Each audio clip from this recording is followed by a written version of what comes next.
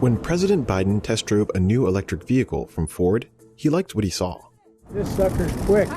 But the industry has a problem to solve before consumers get on board with EVs: charging. Experts say that concerns over charging are holding many drivers back from switching to EVs. That's sending companies on a race to improve the nation's charging network. It takes public fast charging to sell cars. People need the confidence to know that they're going to be able to do that. But building this new fleet of chargers won't be cheap. There's very much a chicken or the egg problem, because you'll put chargers in the ground, but there's just not demand.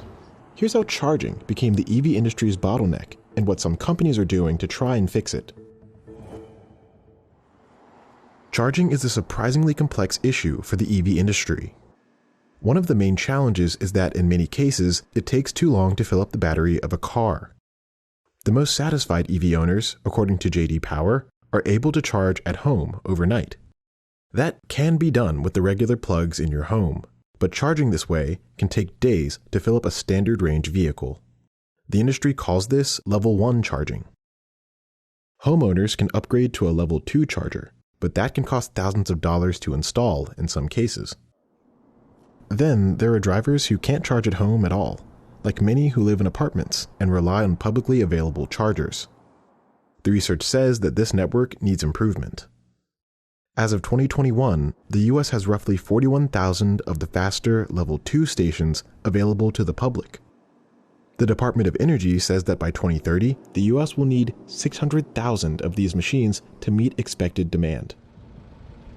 Private companies like Revel are stepping in to try and get ahead of these issues by installing even faster Level 3 stations. This is Revel's first superhub in Brooklyn, New York. It's stocked with a direct current power station to service Level 3 chargers. The industry calls these DC fast chargers.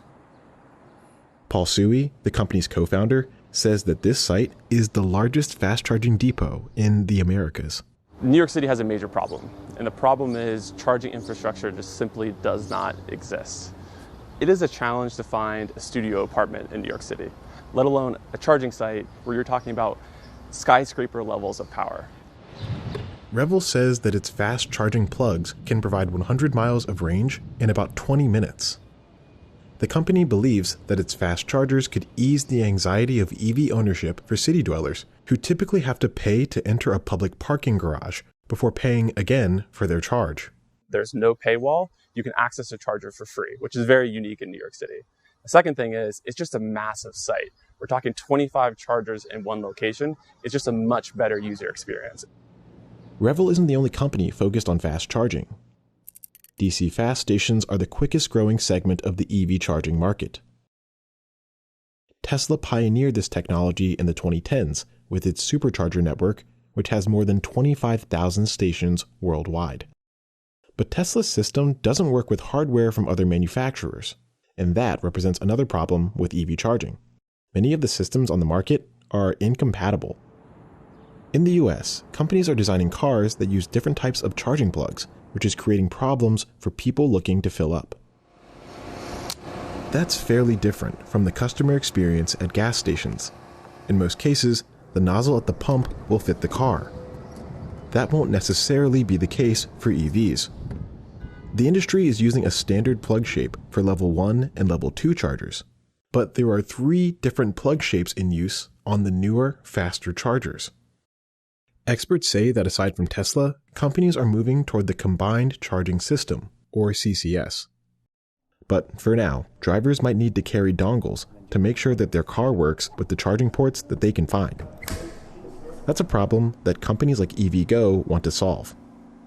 Jonathan Levy, the company's chief commercial officer, says that their technical team is working to make their chargers compatible with all EVs on the market.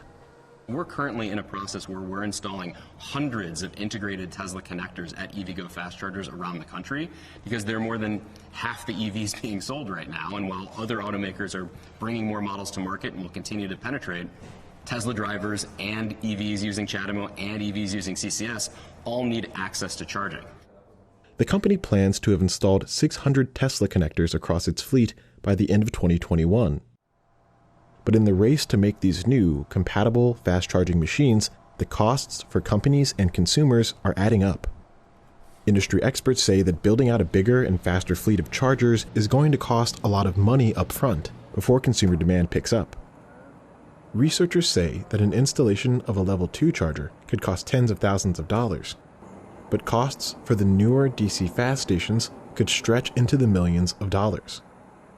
To cover these costs, EVgo partnered with a special purpose acquisition company to quickly raise funds, but red tape is slowing down the build-out of its fleet. Cities and counties have really been hurt a lot on a budget basis across the country, especially in COVID. And so if you have a part-time permitting authority, that can really slow things down. When we think about how long it takes to build a fast charging station, it's anywhere from 6 to 18 months with exceptions on either side of that. And it could be a lot quicker if we were able to, again, streamline some of this and work on getting the flywheel spinning in this ecosystem. Some lawmakers in Washington believe that the industry needs help. And to answer your direct question, we have a deal. A bipartisan group, including the president and many senators, are calling for $7.5 billion to build a network of chargers along highways and in rural areas. But even if public funding materializes, the EV charging companies have to navigate other bottlenecks, like regulatory approvals, while the development costs pile up. That could leave some EV owners searching for a place to plug in for some time.